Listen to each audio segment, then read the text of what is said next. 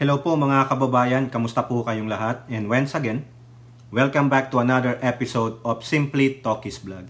Ang pag-usapan natin mga kababayan ay ito muli ang inyong Vice President. Kasi after po nung kanyang budget hearing doon sa Senado na kung saan siya po ay nagwala. Dahil ito I think it's premeditated. Ano yung premeditated?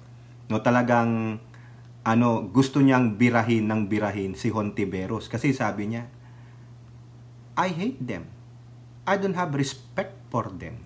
O, di ba? Ganon.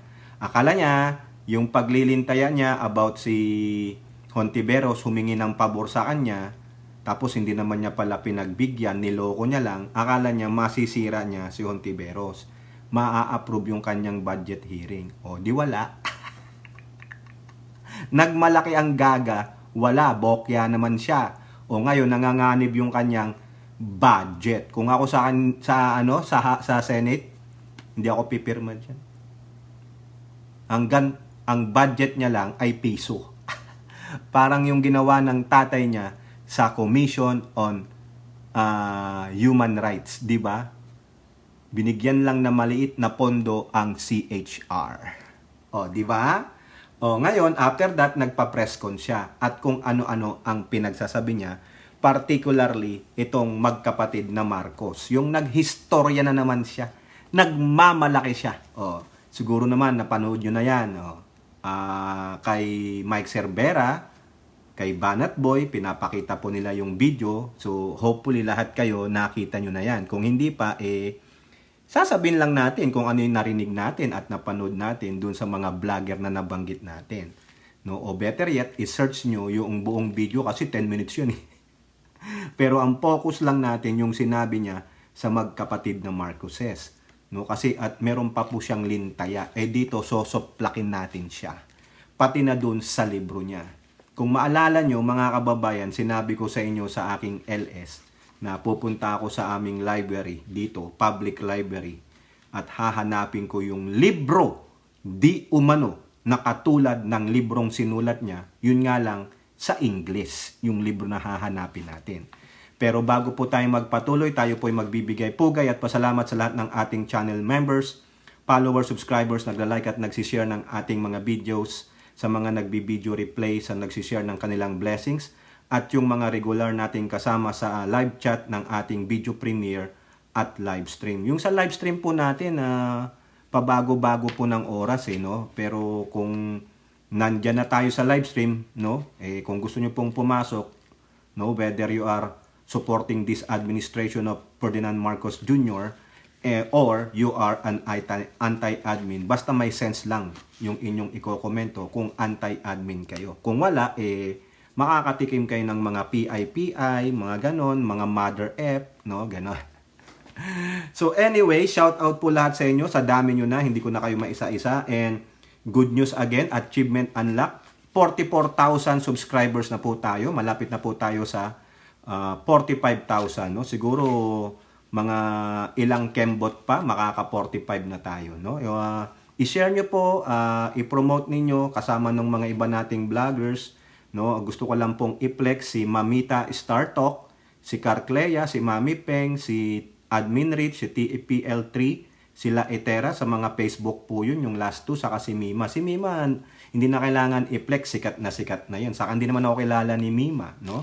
Si Alibugha, si DJ Byron, Music Topic TV, si Banat Boy na nagbabalik, si Munting Tinig, no? At yung iba pa po nating mga kasamahan na vloggers and influencers. Yung iba po, no need na i-broadcast pa natin kasi mga dadaang-daang libo na po ang subscribers niyan. No need for them to be flexed. Tayo, yung mga maliliit, magtulungan tayo hanggang sa makahabol tayo sa kanila. Yung ma-recognize din na tayo. Kasi ako pag pumapasok ako sa malalaking vlogger, ay no, hindi po. Hindi ka nila papansinin. Kasi wala ka pong bilang Ganun po, no? Hindi ka nila kilala. Kailangan, Munting Tinig, ikaw ang maunang mag 100,000 Banat Boy, kayo. Para naman pag kami pumunta sa inyo, baka hindi nyo na rin kami pansinin. Di ba, DJ Byron, tayong mga kawawa? Ay. Nakakatuwa. Pero ganun po talaga. Siyempre, yung mga yan, sa dami ng subscriber, busy na sila. No? And besides, you cannot please everybody. Di po ba? So, ganun lang. So, suporta lang po tayo hanggang sa magapi natin ang mga demonyong Dutertes and Kibuloys. Dapat mawala sila sa mundo ng politika sa ating bansa. Kasi sila ay mga killer of men ba kayo? O tatanong lang. O punta tayo sa libro ni Tamil Mil, di ba? Yan pong kanyang libro, tignan nyo yan. Yan, Isang kaibigan. Pero may nag-compare na. Si Auli, yung hinahanap nating libro na author ni sino ba yun? Nag-author nito si Andy Ranton. Hinanap ko po sa library, nag-search ako, may mga libreng computer dun. Gusto mo mag-internet ka maghapon, libre po eh. Yan po ang tinatawag nilang, this is where your taxes are being spent. Funded po ito ng mga taxes nila. Kasi ako, pre-tax ako eh. Dahil nga, ako po ay nag-aalaga ng special child. No? Kasi yung income ko naman, mababa, kaya tax-free yun. Tax exempt po ako. Di ba? Ganun po yon. Okay, so wala po. Nakalabas po yung libro. Sikat yung libro no? So, kino-compare po ng mga pro-admin, mga vloggers and influencer, itong kwento ni Tamil Mil. Iniba-iba lang nila. Pero, ganun pa rin po. Ang masama lang dito kay Tamil Mil, sa pinagkaiba ng libro niya, aside sa Tagalog, yung author ng original na Auli, wala pong mukha yan. Kasi children's book yan eh. Si Tamil Mil, sa dulo nung page, nandun yung mukha niya. At sino siya o sinong namumulitika. Diba? Yung ang author ng Auli na English hindi niya pinangalandakan yung mukha niya Saan mo makikita yan? Sa kanyang website. Siyempre, kanya yun At ito, malamang hindi funded by the government. Funded by yung mga grupo na tungkol sa education sector. I'm gonna give you example. Tulad nung isang araw na vlog natin dito, binigyan ko kayo ng example. Ito, hiniram kong libro para basahin ni Adam James. Disney book. Di ba? Ayan, ganyan. Tingnan nyo. Imperial Public Library. Ang sabi lang dito, nitong publisher na to, Dear parents, nasaan ang larawan dyan ng author? Wala. Eto po. Eto po yung mga author. Yung graphics. Wala. Wala. After that, the second page. Eto na, yung babasahin na ng bata hanggang sa dulo. Sa dulo, ayan po, Imperial Public Library, kasi may tatak yan Ngayon, eto po, ayan, Nasaan dito, nasaan dito yung picture nung nag-author o nung nag-graphics? Wala po. Lahat po dito. Itong 5 libro, kasi 5 lang yung pwede kong i-take out kay AJ na babasahin niya. Even this other book na ito, ayan ayan Ganon din. My notes to parent. Guide lang sa parent. Tingnan nyo. Wala talaga. Ayan yung mga author. Wala talaga. After that, basa na. Ibig sabihin, they are focused on the content of the book. Hindi yung sa dulo, ilalagay mo yung picture mo. Di po ba? Sinong namumulitika? Tapos ikaw sasabihin mo, political harassment. Ang lahat ng ito, pag natanong ka sa budget mo, ang lahat ng ito ay political harassment. Pag natanong siya sa pagdawit ng pangalan ng asawa niya at kuya niya sa drug war, ang lahat ng ito ay political harassment. Fuck you. No? Di ba? Animal ka ayan, tignan nyo ang ginawa ng ating mga kasamahan. Isang kaibigan ng China at ni Kibuloy. Hindi po ako gumawa niyan. Gagamitin lang natin. Ito pa isa mga kababayan. Isang kaibigan. Yan ba yung author? Yan ba ang dapat nyong tularan? Nananakit ng kapwa kaibigan ng kapwa Pilipinong isang kaibigan? Ganon ba sumagot ang isang kaibigan sa isang nagtatanong lamang, gusto lamang magtanong, ang tanong naman ay maayos pero ang sagot mo ay barubal? dapat sa'yo ang isang butangera. Ito ay spoiled brat. O, di ba? O, ngayon, marami pa mga kababayan. I'm just gonna give you, ayan. Ha? Nakuha ko po to sa mga social media. May mga mali po dito. May mali, ha? So, the book is about Quago, whose home was damaged by a typhoon, and her friend Loro, who helped repair Quago's home, symbolize a friendship that's always there in times of need and will never disappear. Ironic, o tingnan nyo ha, ironic, ha? Considering the author, sino yung author? Si Butangerang Sara, disappeared to another country at the height of Typhoon Karina. Diyan po sa ibaba, ha? Kung para mapatunayan na sa oras ng pangangailangan, ang tunay na kaibigan ay hindi kailanman maglalaho. Tiga, hindi daw siya maglalaho, ha? Nangangailangan ng mga kababayan niya. Tingnan ninyo. Hindi daw maglalaho ang kaibigan. Bagyo baka mo, kaibigang Loro? Bye! Ang gagaling ng mga kababayan natin. Sige, tamilmil. Namnamin mo ang katangahan mo. Ipagmamalaki mo, i-distribute mo ang librong yan, isang kaibigan na nananakit, kaibigan na naglalaho, kaibang-kaiba ang isinulat mo sa mga ginagawa mo. Ibig sabihin, plastic, hipokrita, manloloko, ha? Manloloko po siya, manloloko. 'Di ba? Ngayon sabi ng Pilipinas Today, 10 milyong piso para sa libro tungkol sa friendship, tapos yung author palaaway. Ibang klaseng friendship. Ha? Anong klaseng friendship yun? Friend ka lang niya pag may makuha siya sa'yo. Tapos, hindi ka na niya friend pag wala siyang nakuha sa'yo. Pag hindi niya nakuha yung gusto niya sa'yo. Ganun po yun. Ganyan po mamaya papatunayan natin sa inyo, ha? Kung gaano siya palaaway na friend. Kung paano siya, kung baga lahat ay utang na loob. Ha? Kung baga lahat ng naitulong niya sa'yo ay dapat mong tanawin na utang na loob. Wala yung di, okay lang. Huwag mo na akong balikan. Diba? Ganun ang kaibigan. Tunay na kaibigan, hindi naghahanap ng kapalit.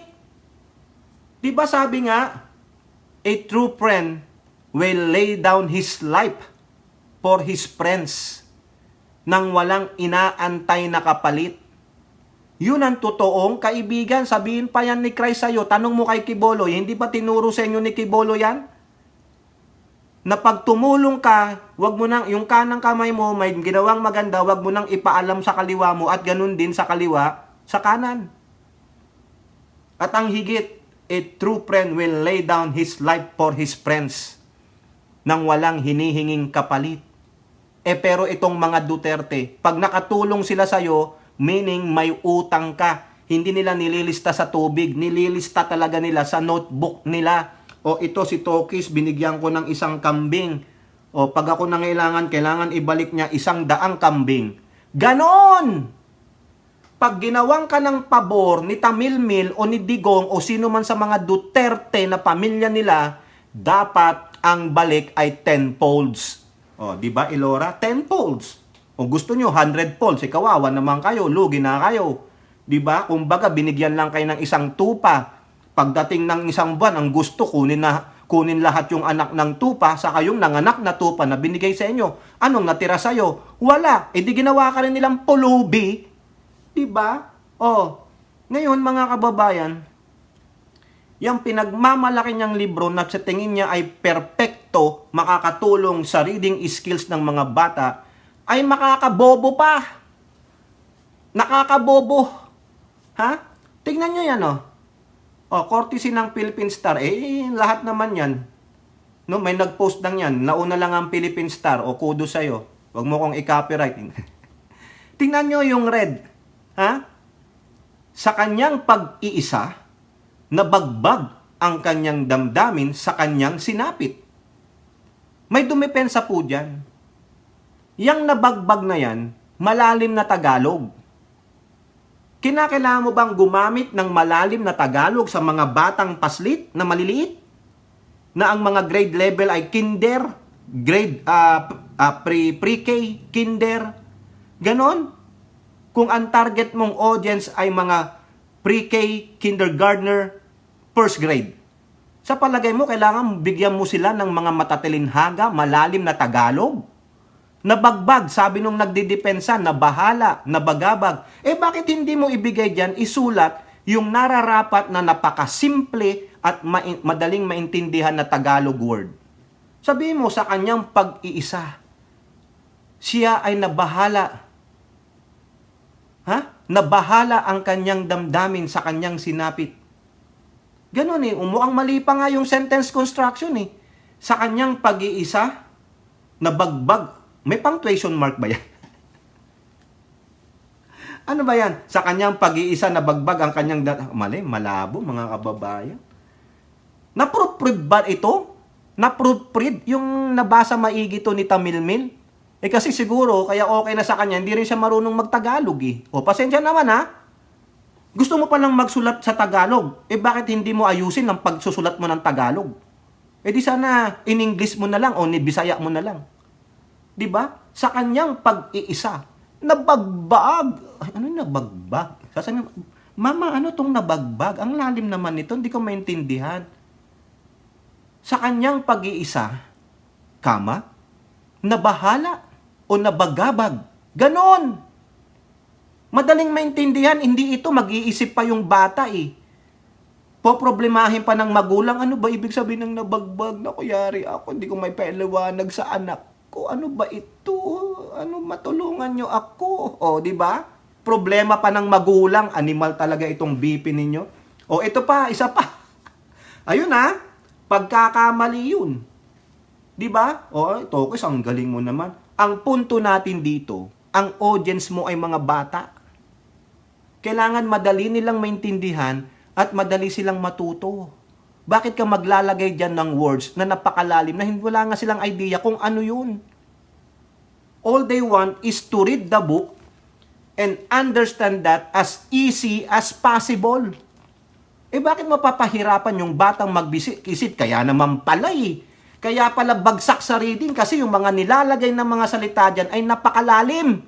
Putang ina talaga. Tapos you have the audacity na sasabihin mo, I will teach you how to command. Fuck you. Diba? Gago. Eto mga kababayan, yan pang ginawa ng mga kapwa natin netizen, iyaking kaibigan. Bakit ko pinapakita sa inyo ito? Kasi, ginawan po ng mga memes, yung libro niyang Isang Kaibigan. Ang totality nito, tulad nung nasabi ko sa previous vlog ko, basura.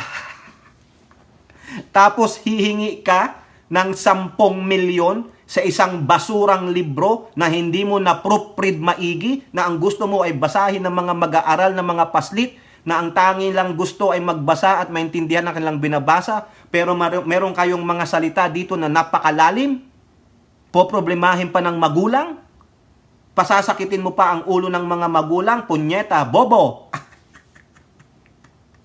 Kung may magsasabing ikaw na matalino, Tokis, bakit? Aside sa libro ni Adam James na kinuha ko 5, pababasa ko lahat sa kanya yan. Para hindi siya babagsak sa kanyang reading skills tulad ni Tamilmil.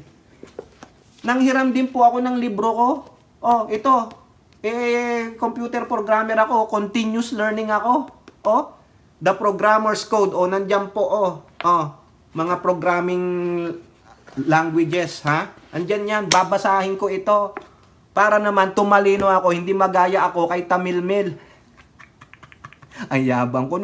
Kita nyo naman, libro talaga yan. Hiniram ko sa library. Pero dito, walang picture nung author.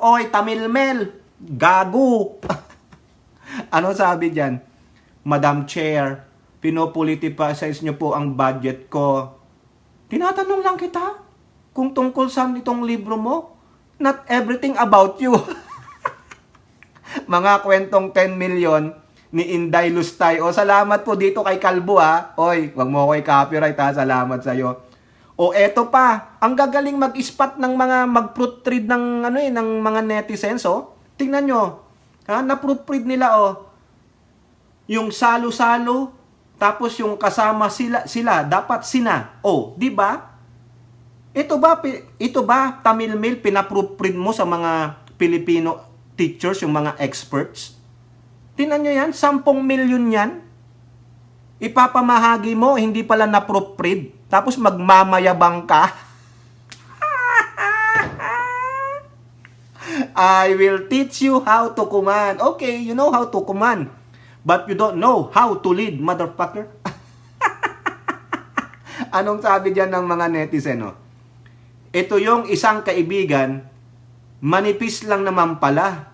Mahal siguro raw materials to print this one. For her asking a 10 million pesos budget, magkano ba magpagawa ng isang children's book? Manipis lang pala. Kayo naman, printed naman kasi, maraming colors.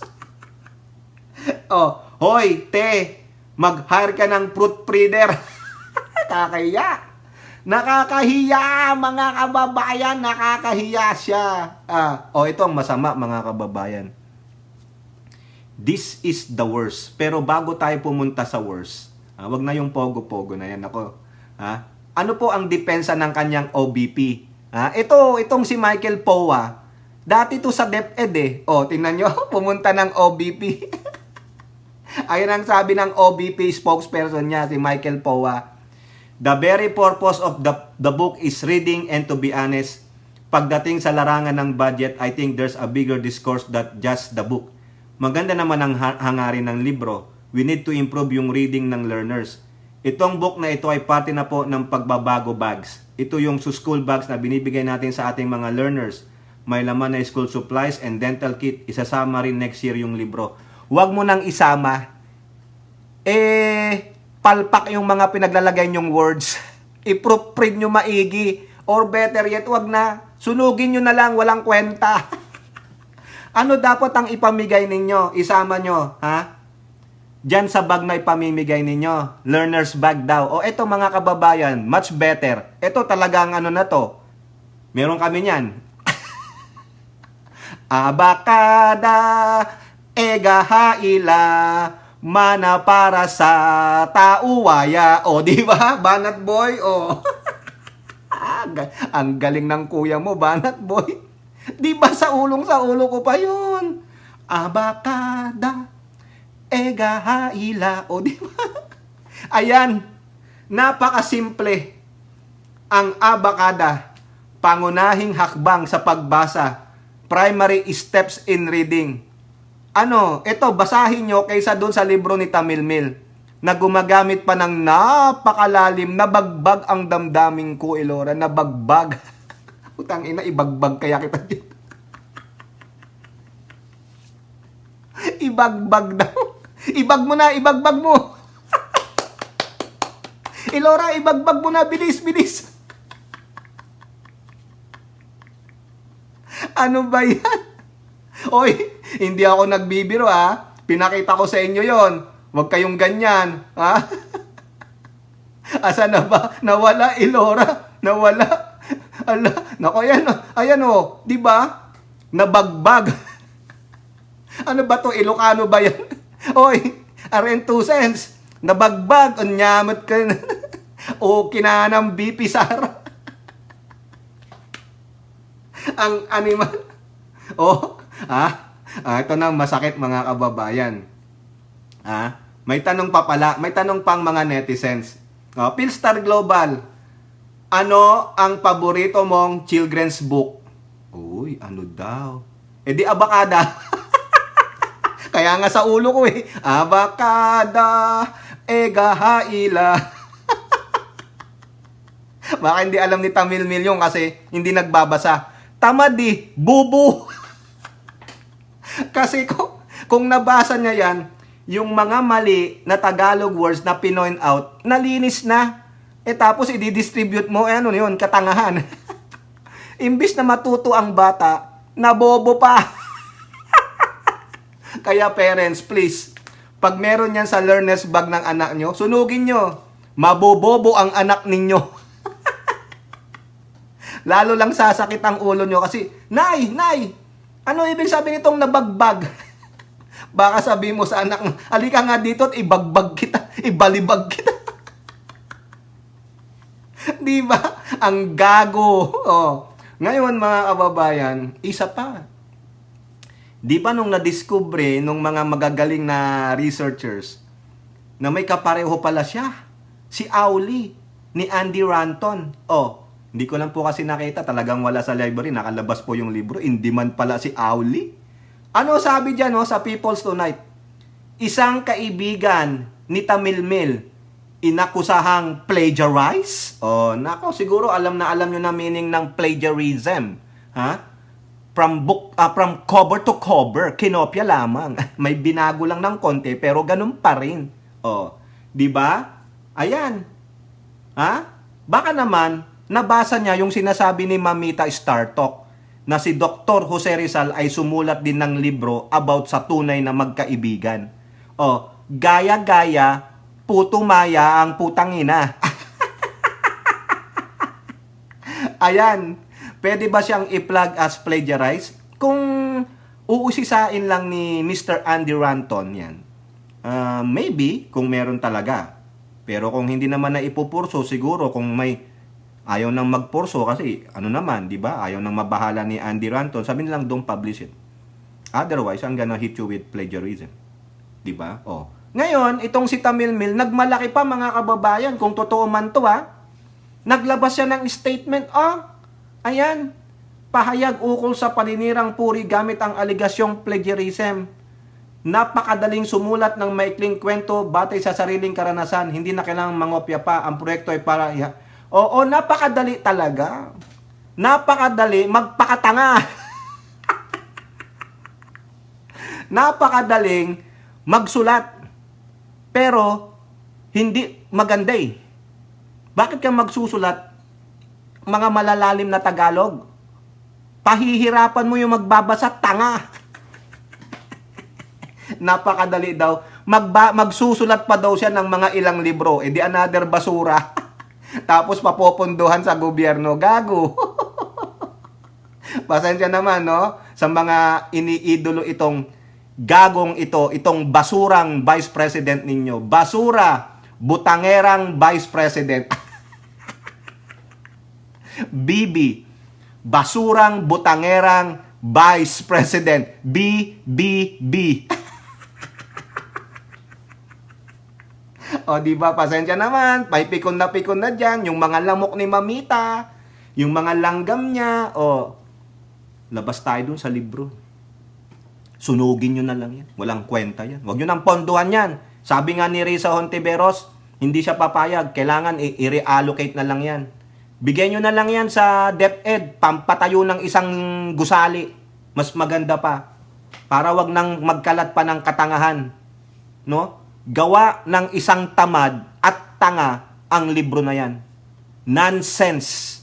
Wala. Kopyangera lang yan. Kung siya talaga ang sumulat niyan, re-reviewin niya yung maigi, ipoproofread niya, ang dami niyang mala. Nabagbag ako. Ay, aray ko yun. Naisako niyo ba ako? Nilagay niyo ako sa bag? Nabagbag ako, Ilora. Ang sakit, nabagbag ako. Ba't ka nabagbag? Nilagyan ng bag yung ulo ko. Makapili daw ako. Gaga. Now, doon sa kanyang press con, up to nung hearing ng budget niya, abay, nagmalaki ang gaga. Talagang sinisiraan niya ang ating Pangulong Marcos, si Ninong BBM, ha? Kasama na si Amy, yung kanyang beshi. Kasi sabi niya, pumunta daw yung magkapatid na Marcos sa kanilang bayan sa Davao at sinabi sa akin, tulungan daw sila. Kasi alam nila, hindi sila mananalo sa Visayas at Mindanao. Really? Sa Visayas, hindi mananalo si Pangulong Marcos? Sa Mindanao, hindi mananalo? O sige, sabihin nyo na, may 500,000 kayo, hindi bumoto sa Mindanao. So, yun lang bang populasyon ng Mindanao? Nagmamalaki siya, nagpatulong daw yung dalawa sa kanya. Utang na loob na naman yun. At saka daw, umuo na lang daw siya kasi in the context of unity, and meron palang enyo, Ninong. Uy, Ninong, BBM, ba't di mo naman pinaalam sa amin na meron palang end, yung unity? May karugtong. Base sa kanya, ha, kay Tamilmil, ano yung karugtong? Continuity. Oh, continuity, may pagpapatuloy daw ang Pangulong BBM ko. Ha? Ano yun? Yung mga big ticket projects daw ng tatay niyang hindot. Hindi daw mananalo si PBBM ko kung wala ang tulong niya. No? Eh anong sagot ni Amy Marcos? Ha? O sige, galangin muna natin si ate ng bayan, si Senator Amy. Sinoplak po siya ng BFF niya sa pamamagitan ng interview with ni Doc Willie Ong. O, napanood nyo na yan kay Boss Mike Cervera, sa siguro kay Banat Bay. Di ko natapos Banat Bay kasi kailangan ko mag-live eh. Ay, mag-vlog eh. Ha? Salamat naman sa mga yan, no? Nahahanap nila yung mga video. Hindi na natin pakita. Pero ang pagkakaintindi ko sa paliwanag ni ate ng bayan ninyo ay pumunta sila ng Davao at makigreet ng happy birthday at baka daw they get lucky. Yung bang, kasi si Tamilmil noon talaga sa mga survey for president, siya ang matunog. Kaya lahat pumupunta sa Davao para maging vice president niya. Ganon din yung intention nung magkapatid. Eh yun nga lang, si Tamilmil pahele-hele. Ayaw niya. Sinabi niya, ayaw ko, dito na lang ako sa Davao, ayaw ko pasukin yan, magulo dyan. Kaya nga di ba galit na galit ang tatay niya? Kasi sabi daw after filing nung COC, kinausap siya. Eh iba po ang sinasabi ni ate ng bayan. Sa tagal mong mag-file, sa tagal mong mag-file bilang presidente dahil sa masyado kang patwitams, eh wala na, kailangan nang mag-file ng Pangulo. Kailangan niya nang mag-file eh. O di ba substitute ka rin ba? Ha? Di ba nag-substitute ba yan? Si Tamilmil? O, sabi ng Pangulo, ayaw tumakbo di ako na lang. Di ba? So he decided. Di ba? Ano pa nga antayin ng Pangulo? Hindi naman sanay ang Pangulong Marcos na sa substitute. Yun ang may bayag. Yun ang may prinsipyo. Yun may isang salita. O di ba? Eh ikaw pa hili-hili ka, kaya ka nga inaway ng tatay mo eh. Eh bakit di mo sinubukan? Bakit ka pumayag sa kasabi mong kauuto sa'yo? Inuto-uto ka ng presidente at nung ate niya, o ba't ka naman nagpauto, gaga? Tapos sasabihin mo, continuity ng mga big ticket project ng Pangulo, ng Pangulong tatay mo? Eh tinutukoy mo sa Mindanao, pero mga kababayan, kasinungalingan yan. Tinutuloy ng Pangulong Marcos at ng administrasyong ito ang mga naiwang magagandang proyekto ng kanyang ama. Ha? O, ano yung mga yon? Unahin muna natin. Sinearch ko po, ginugol ko. Ha? Mga kababayan. Ano yung mga big ticket infra projects? Ayan po, sa Philstar Global. April 18, 2017, in-unveil ng tatay niya kung ano yung mga big ticket infra projects ng gobyernong yan. Ha? Nandito po, ha? Wag na nating basahin yan. Kasi sabi pa nila dito, magiging yung aangat yung income level ng Pilipino after 2022. Eh ano nangyari? Ganun pa rin, madami pa rin mahihirap. Ha? Nandiyan po, basahin nyo sa first part nito bago dumating yung listahan ng mga projects nitong si Digong, no? O eto, Mega Manila Subway. Di ba continuous yan? O, ginagawa na yan. Okay? Mindanao Railway. Ito ang problema. Nagka-problema yan. Mamaya sasabihin natin. Ha? NLEX XLEX Connector. Hindi ko po alam kung ano nang update dyan. Ha? Bonifacio Global City to Ortigas. PNR North 1. PNR North 2. PNR South Commuter. Sinasabi ko lang yung mga proyekto, big ticket project ng tatay niya. PNR South Long Haul. Subic Clark Cargo Railway Project. Unified Common Station. O, ayan. Ha? Nandyan yan. O, yun na lang. Tapos meron pa yung sa Davao City, yung kanilang coastal road.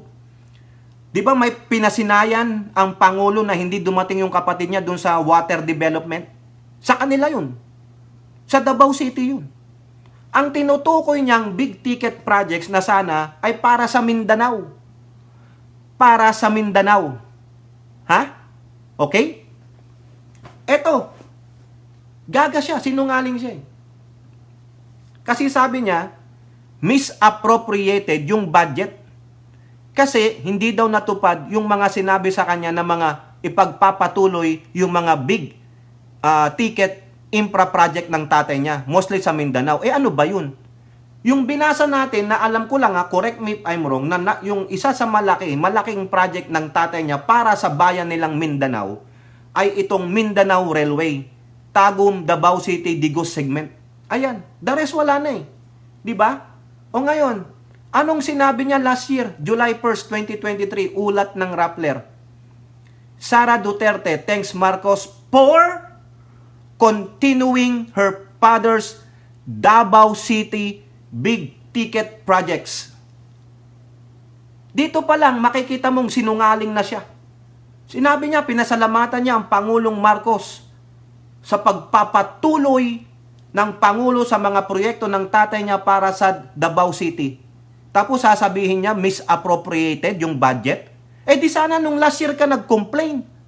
Hindi nga yun na nag-quit ka. Diba? Kasi alam mo, hindi ka talaga mabibigyan ng CIF. Yun lang yun. Wala kayong kikitain. Bakit hindi mo sisihin yung tatay mo na nagbigay ng 51 billion sa kapatid mo para sa inyong distrito? Gaga.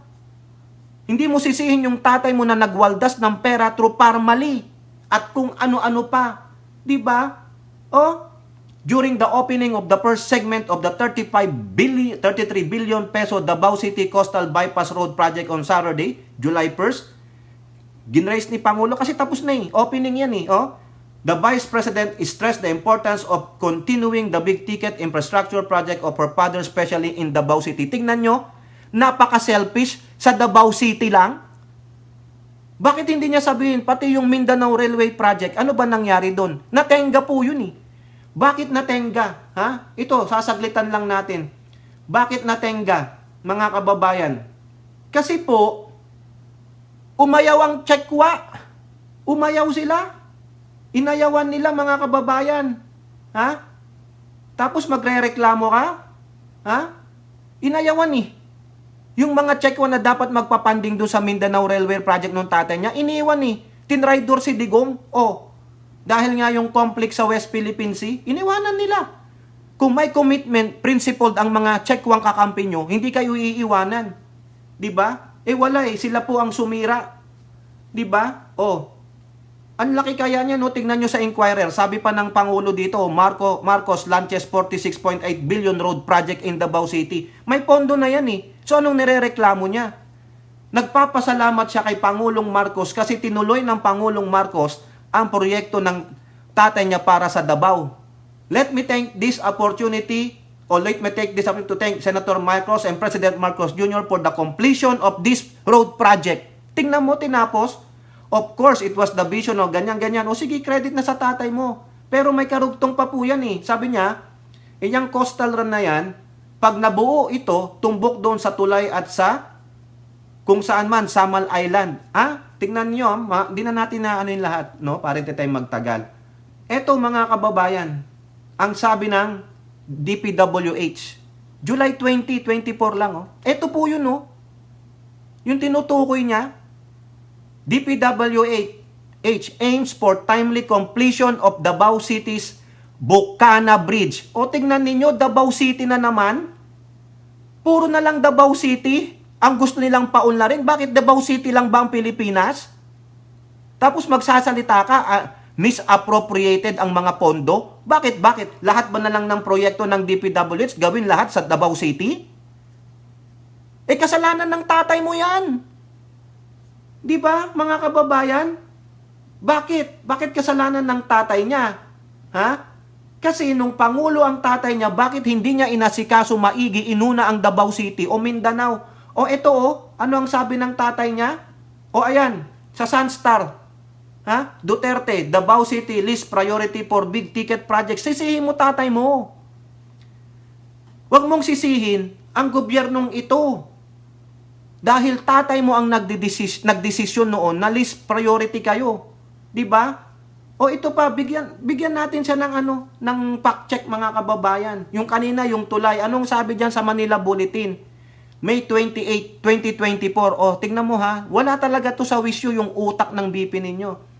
DPWH, big ticket flagship projects in Davao City region progressing. Oh, 'di ba? Big ticket flagship projects.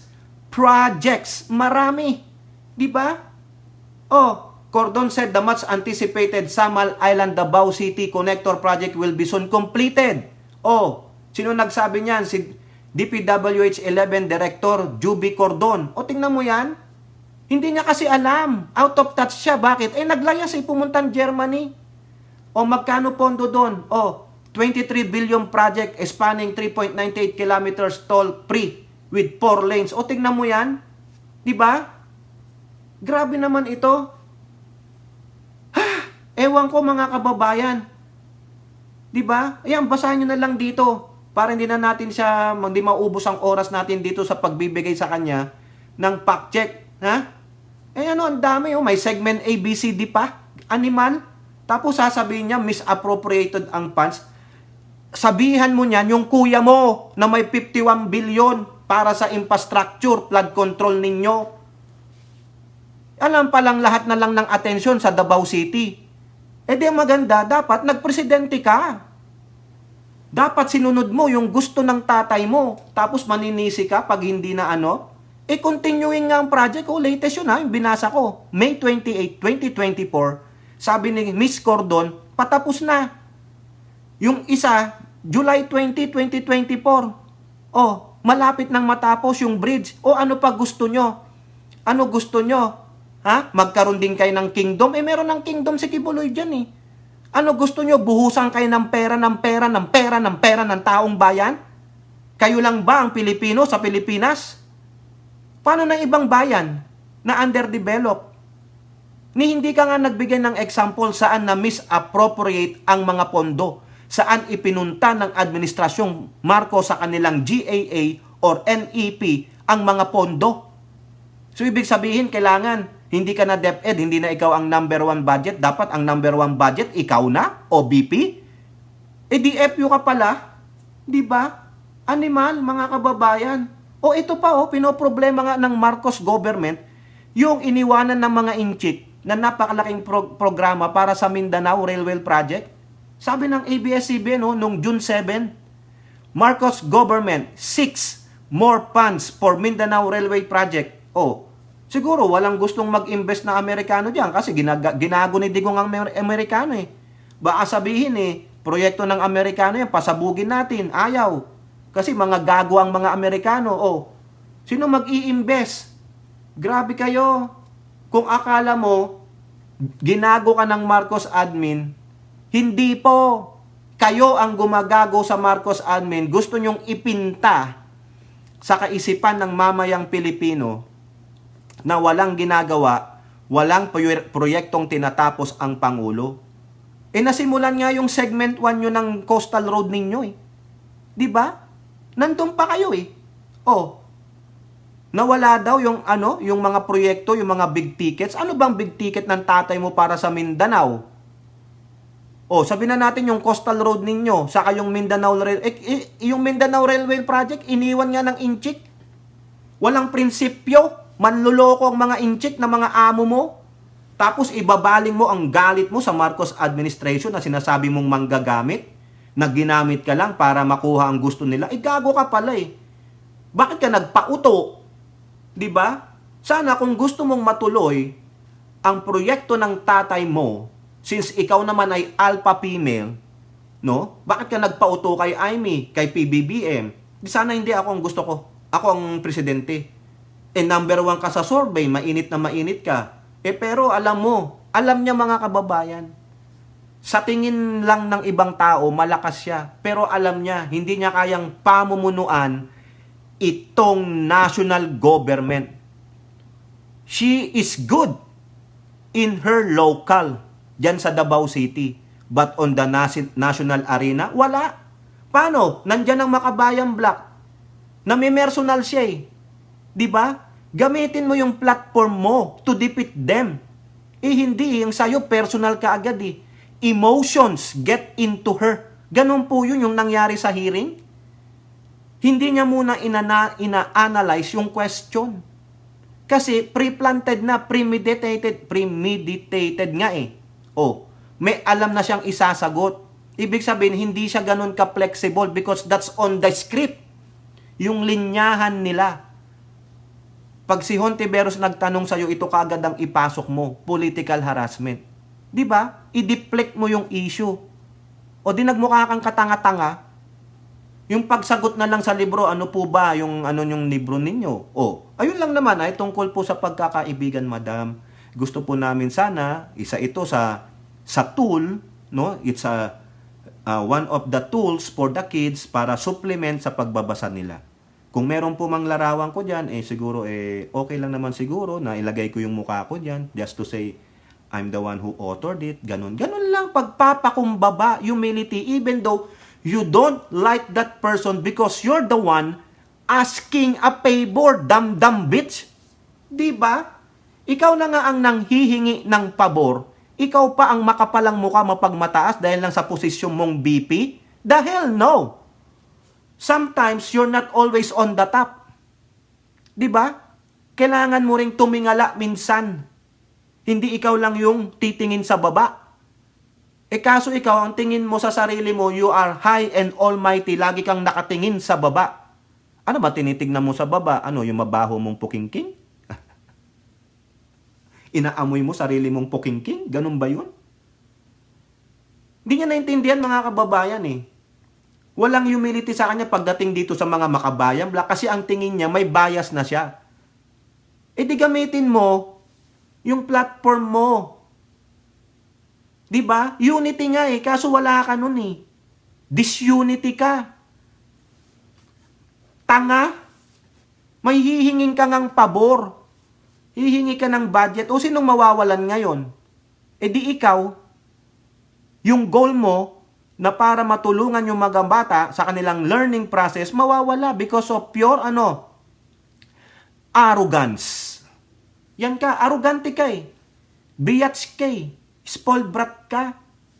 Nakakahiya kang katrabaho, gaga. Tapos ikaw pa ang magmamalaki sa press con. Ibabaling mo ang sisi sa Pangulong Marcos at sa kanyang kapatid. Di binokya ka ni Amy. Sabi niya, pumunta naman kami doon para kausapin siya. Number 1 nga siya sa survey. Ang gusto lang namin, makatandem siguro siya as VP namin. O ganun eh. Kaso, ayaw ko maging presidente. Mahirap yan, magulo yan. Tapos nauto-uto ka naman. Uto-uto ka kasi. 'Di ba? Tanga ka kasi. Wala kang sariling disposisyon. Ito baka gusto mong kopyahin ito. Gawa ka rin ng another libro. Ganon. Ilagay mo yung mukha mo diyan, mukhang demonyo. 'Di ba, mamita? Kuha nyo yung point ko. Hindi naman kinakailangan maging arrogante ka palagi. Palagi kang galit, even though na ayaw mo kay Hontiveros, but they are the ones powerful than you during that time. Kasi they're the one who will say yes or no to that line items of budget of yours. Ang gusto mo aprobahan nyo yan. BP ako, Duterte ako ha. Pero hindi mo kayang i-depensa eh. So tama lang yun. Wag mo na kaagad papasukin, i-checkmark lahat. No. Kung ako nga kung ano yung ginawa nung tatay niya sa CHR, ganunin ang gawa sa budget niya para lalo siyang magwalwal. Tingnan natin kung talagang magtatrabaho siya. O baka naman, magne-Netflix na lang siya, ayaw ko na. Siraan ko na lang si PBBM para ako na lang ang uupo. No. The only way you will sit in Malacanang is to take down my ninong. Yun lang. No? Ibaon nyo ang Pangulo. Pero yung gagawa nyo ng impeachment, gawa-gawang kwento, wala kang kakampi sa Kongresong Mayorya. Matunog pa nga daw ang impeachment niya. Gago naman to kasing si Richard Hyder yan. Oy, Richard Hyder yan! Ano ka ba naman? Ba't ka naman kasi pa-Twitter pa ng ganun. Shoutout kay Richard Hyder yan ha, wag ka magalit. Doon sa Twitter niya, may 200 daw na mga congressman na nag-uusap sa impeachment ni Tamilmil. Kung totoo man yang Hyder yan, go! Di ba mga kababayan, gets nyo? Huwag mong isisi sa Pangulo, ha? Yung mga kawalan ng aksyon ng tatay mo. Ang continuity ay meron pa rin.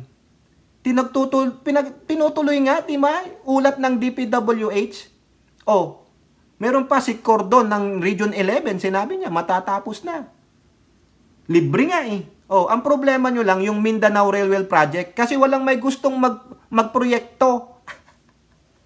Kasi pinagmumura ni Digong yung mga foreign investor except China. Yun. Tapos kung siraan niya ang Amerikano, ayaw niya sa Amerikano. Eh, ba't ako tutulong dyan sa ayaw ko? Di ba? Hindi man ako hipokrito. Baka lang sirain lang nila yan. Oh, di ba?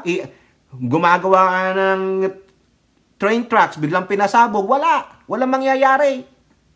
Oh, ayaw ko. Di ba? Biro mo, siraan ba naman ni Digong yung sasabi niya? Bakit ang mga Amerikano, mas malaki pa ang human rights violation nung noong pang 1800s? Gago. Parehong-pareho sila ng tatay niya. Historian. Tingnan nyo yung press conference niya, yabaw niya. Ba't ka ngayon ganyan? Mas maganda pa nga yung no comment dati. Di ba, mamita? Mas maganda pa yung no comment. Ay ngayon, nung nagkomento, bobo at tanga pala. Kaya pala Ilora, laging no comment. Kasi pag ibinuka ang bunganga, ayun, bobo at tanga pala. Buti na lang, iba na lang ang ibukaka mo. O kayo po, ano pong inyong masasabi? Comment down below and don't forget to like and share. Hope to see you on the next videos. Bye-bye. God bless.